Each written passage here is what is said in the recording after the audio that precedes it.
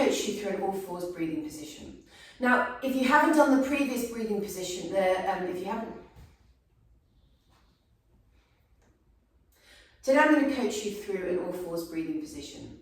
If you haven't done the supine breathing and learnt and trained the breathing itself, this exercise isn't going to be as helpful as it would if you know how to do the breathing.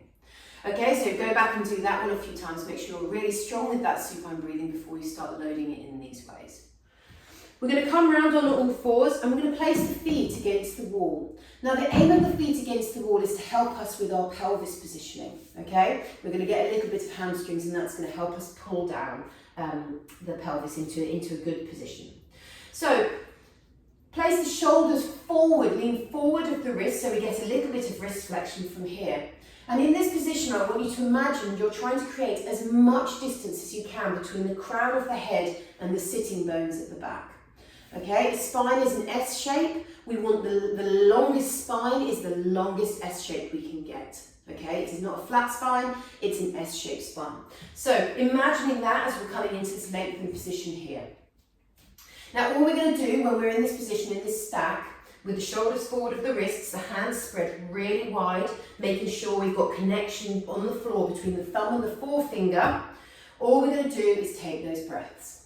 Okay, so we're going to push through the hands, reach away, so create some really nice length away from the floor. We're going to come into this nice S-shaped spine, so make sure we're not sinking into the shoulders, we've got some really nice height, and then we're going to find that length, that head and sitting bone drawing away from each other. Okay, so this is a really, really beautiful spine shape we're creating.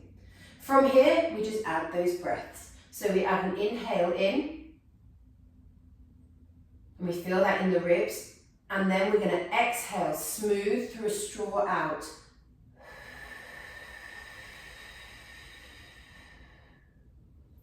Now the trick here is to avoid crunching down on that exhale and to resist that and keep maintaining that length.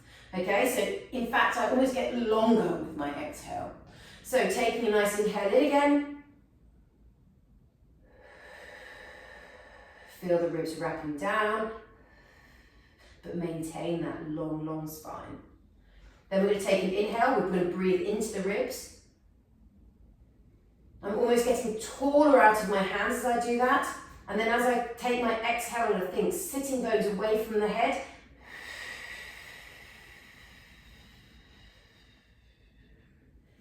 Finding the inside of the hands, reaching the shoulders away from the spine.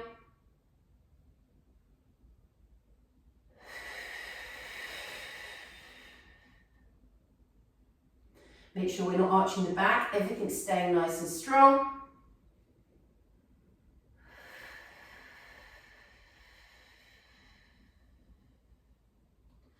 And we should really start feeling that pressure building and building and building within our abdominal cavity in here. We should feel those ribs wrapping and wrapping and wrapping.